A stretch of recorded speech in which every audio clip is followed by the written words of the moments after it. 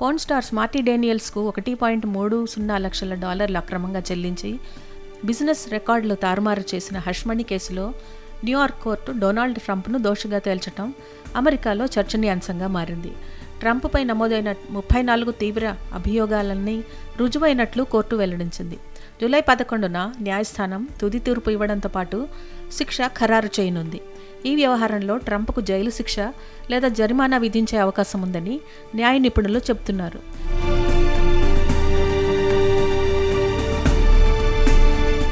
శిక్ష పడినప్పటికీ మరో 6 నెలల్లో జరగబోయే అమెరికా అధ్యక్ష ఎన్నికల్లో రిపబ్లికన్ అభ్యర్థిగా ట్రంప్ పోటీ చేసేందుకు ఎలాంటి ఇబ్బందులు ఉండవని అంచనా వేస్తున్నారు. అయితే డొనాల్డ్ ట్రంప్ అధ్యక్ష ఎన్నికల నుంచి తప్పుకోవాలని సగం మంది అమెరికన్లు అభిప్రాయపడుతున్నారు. హష్మణి కేసులో ట్రంప్ను కోర్టు దోషిగా ప్రకటించడం సరైందేనని ఏబీసీ న్యూస్, ఇప్సాస్ పోల్ సర్వేలో 50% అమెరికన్లు అభిప్రాయపడ్డారు. 23% మంది మాత్రం సరైందా కాదా అనే విషయంలో ఎలాంటి అభిప్రాయాన్ని వ్యక్తం చేయలేదు. మరో 27% ట్రంప్ను దోషిగా తేల్చడాన్ని తప్పుబడుతున్నారు.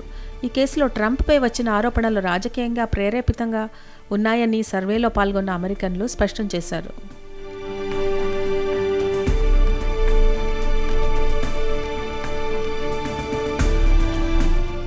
దీంతో మొత్తంగా 49% మంది అమెరికన్లు ట్రంప్ అధ్యక్ష ఎన్నికల నుంచి వైదొలగాలని తెలిపారు.